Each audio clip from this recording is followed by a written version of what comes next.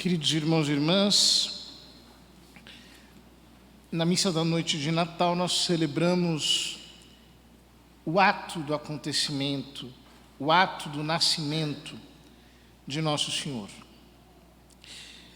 Na missa da manhã, nós nos juntamos aos pastores para ver o presépio. E por isso o Evangelho é a continuação do Evangelho da missa da noite. Quando os anjos se afastaram, voltando para o céu, os pastores disseram entre si: vamos a Belém ver este acontecimento que o Senhor nos revelou. Vamos a Belém ver este acontecimento que o Senhor nos revelou. Portanto, eles tomam duas atitudes. A primeira atitude é a atitude de ir, de se colocar em marcha, de não permanecer acomodados, estáticos, que é uma atitude que todos nós devemos ter diante da encarnação do Verbo e diante do seu nascimento. Ele veio até nós, nós temos que ir até ele. Não podemos permanecer como muitas pessoas que ficam paradas, simplesmente considerando o acontecimento. Temos que sair da nossa zona de conforto, de estaticidade e ir ao encontro do Senhor, para vê-lo. O texto diz que os pastores foram às pressas a Belém. Quer dizer, eles não tiveram a atitude indolente, preguiçosa, de ir lentamente, dirigindo-se de modo assim, calmo, tranquilo. Não, eles foram às pressas. Eles foram às pressas.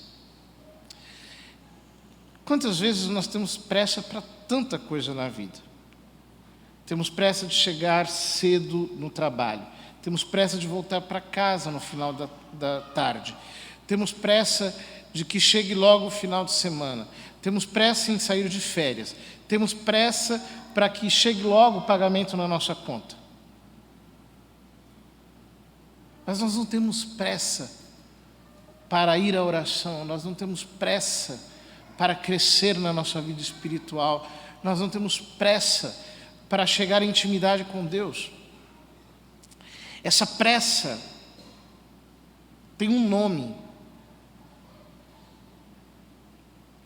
dentro da estrutura da nossa fé. Chama-se esperança. É o desejo de ver mais a Deus. É o desejo de correr ao encontro dele. É o desejo de sair do estado em que nós estamos, de crescer, de estar à disposição do Senhor. E o que os pastores encontraram? Encontraram Maria e José e o recém-nascido deitado na manjedoura. A materialidade da cena é realmente o superlativo da banalidade. É o máximo do trivial. Uma gruta que devia ter outras pessoas, porque o texto diz que, tendo-o visto, contaram o que lhes fora dito sobre o menino, e todos os que ouviram os pastores ficaram maravilhados com aquilo que contavam.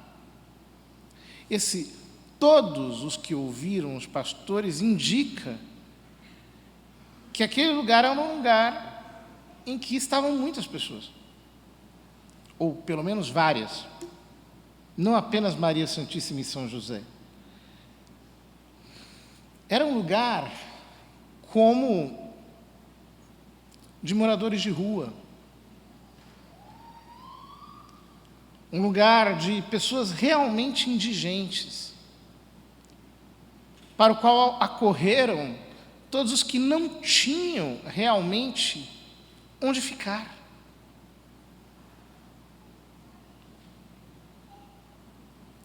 A cena, portanto, é realmente de uma crueza humana muito grande.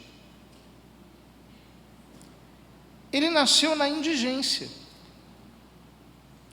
E esses pastores também eram pessoas muito indigentes, que foram até o lugar e contaram o que tinha acontecido. É interessante porque o texto diz que todos ouviram e ficaram maravilhados. Esta é uma ironia de São Lucas. É como se todos aqueles outros indigentes que estavam ali, vendo um recém-nascido numa manjedoura, dissessem: nossa, é verdade que anjos do céu apareceram, que disseram que ele nasceu justamente na cidade de Davi, que ele é o Messias Adonai, que é o Messias Deus. Ficaram maravilhados, como que não acreditando, como que ironizando, como satirizando aquilo tudo. Quanto a Maria, guardava todos estes fatos e meditava sobre eles em seu coração.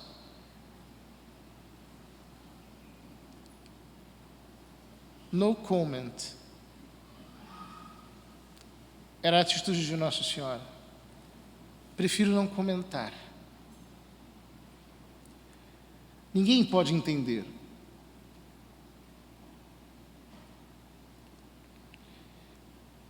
Os pastores voltaram glorificando e louvando a Deus por tudo o que tinham visto e ouvido, conforme lhes tinha sido dito. Eles voltam glorificando. É interessante porque o texto, portanto, nos mostra dois níveis de realidade. O primeiro é cru. O primeiro é duro. O primeiro é humanamente desafiador. O segundo só é acessível mediante a fé. Olhar para aquele menino e entender quem ele é. E, sobretudo, entender que quem ele é não se manifestará agora. Que agora, o que parece se impor é a realidade dura, nua, crua, mas aquilo que ele é, um dia será manifestado diante dos olhos de todos, e então se verá o Filho do Homem vindo sobre as nuvens em poder e glória. Até lá é só a fé. A fé que age pela caridade. A fé que instala no nosso coração a esperança. É a fé que nos faz olhar para esse menino e entender essas palavras de Isaías: eis que está chegando o teu Salvador. Eis que está chegando. Ele chegou, mas essa salvação vai acontecer ainda depois. Eis que está chegando o teu Salvador, com a recompensa já em suas mãos e o prêmio à sua disposição.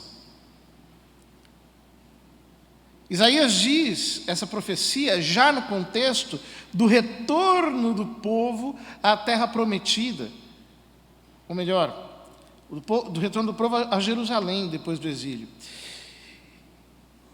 E vendo a cidade em ruínas, diz: o povo será chamado povo santo, os resgatados do Senhor, aqueles que o Senhor foi buscar na Babilônia, e tu terás por nome Desejada Jerusalém, cidade não abandonada. Esse menino veio para executar isso. Ele veio para resgatar aqueles que estão no exílio da morte, do pecado. Este menino veio para transformar esta cidade em ruínas, na Nova Sião, na Jerusalém de Deus, na Assembleia dos Primogênitos, naqueles que foram santificados pela aspersão do seu sangue. Ele vai realizar tudo isso. Ele carrega em suas mãos essa promessa, que ele a cumprirá no momento determinante.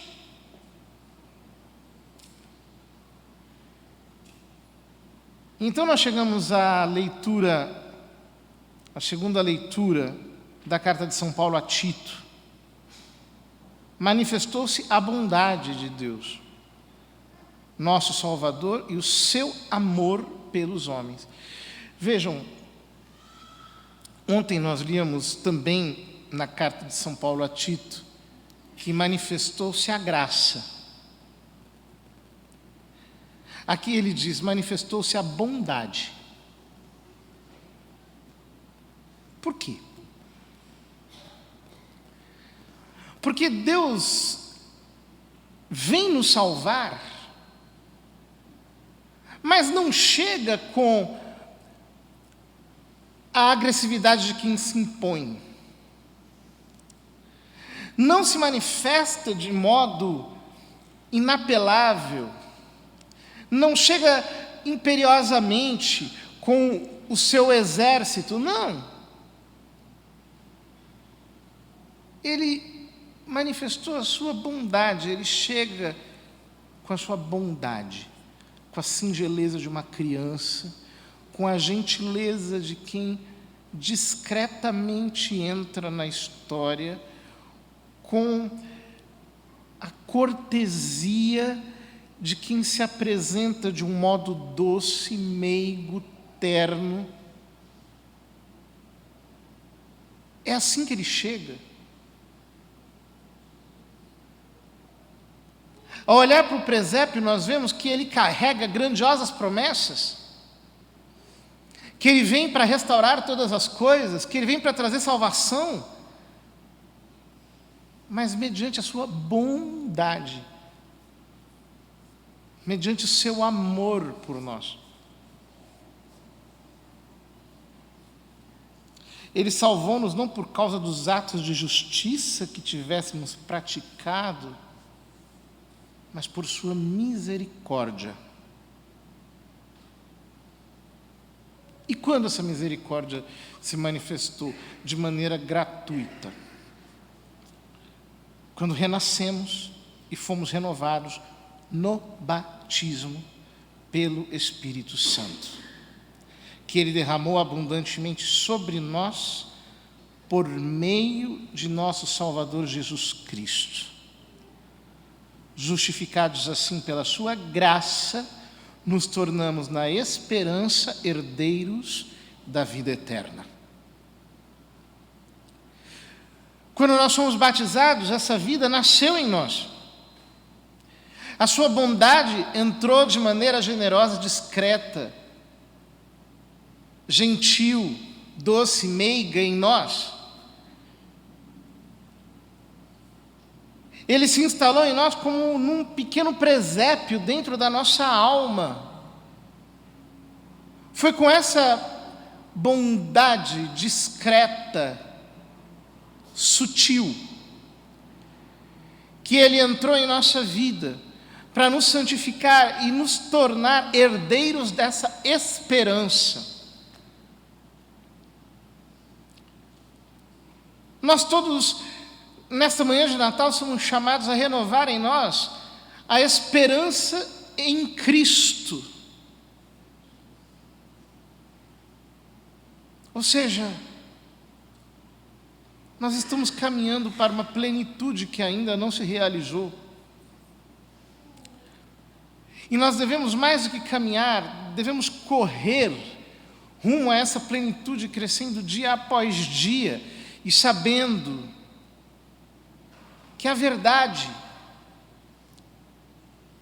não foi percebida pelos doutores de Israel, pelos mestres da lei, os juízes do povo, não foi percebida pelos imperadores, pelos governantes do tempo, não foi percebida pela classe sacerdotal de Jerusalém, pelos dirigentes espirituais do povo. A verdade foi percebida por quem estava à margem, por aqueles aos quais ninguém dá importância, por aqueles que são chamados muitas vezes de idiotas pela classe falante. A verdade foi percebida por eles. E são eles os carregadores dessa esperança que nasce da fé. São eles que são capazes de ver esse menino e saber, foi-nos revelado quem ele é. E nós saímos daqui glorificando a Deus, bendizendo a Deus por quem ele é. E pelo que ele vai fazer. Isso um dia vai acontecer. Agora, nós não conseguimos fazer muito. A única coisa que nós podemos fazer é nos unir a Maria, contemplar tudo isso e meditar no nosso coração. As nossas possibilidades são pequenas, mas não importa. Nós já sabemos qual é a verdade e nós já sabemos qual é a esperança que o seu chamamento nos traz. Queridos irmãos, não desanimemos. Se nós somos como os pastores de Israel, corramos ao encontro de Cristo. Contemplemos que Ele vem para trazer a recompensa, para nos fazer o seu povo santo, para fazer com que esta cidade, cujo nome é Sião e significa seca, a palavra Sião significa seco, se transforme num jardim em flor, na cidade desejada. É interessante que a palavra nação vem de nascer. Porque nação é o lugar em que a gente nasce. É a terra em que nós nascemos. Esta que nós chamamos de nação. Portanto, o que sutilmente se está nos dizendo é que o nascimento dele determina aquilo que ele chama de nação, o povo que ele conquistou. Que nós sejamos esse povo, que carrega o estandarte de uma esperança imorredoura, de uma esperança obstinada, de uma esperança que não recua, de um coração cheio da certeza de que Ele é o nosso Salvador e que não é pelos nossos atos de justiça, mas é por quem Ele é. Porque Ele é a manifestação da bondade de Deus. Porque Ele é a manifestação desse Deus bom, que nos lava, nos santifica, nos enche da sua plenitude, para que nós cantemos, dia após dia, a sua glória e não cessemos de bendizê-lo jamais, porque Ele é, efetivamente, o autor e o consumador da nossa fé.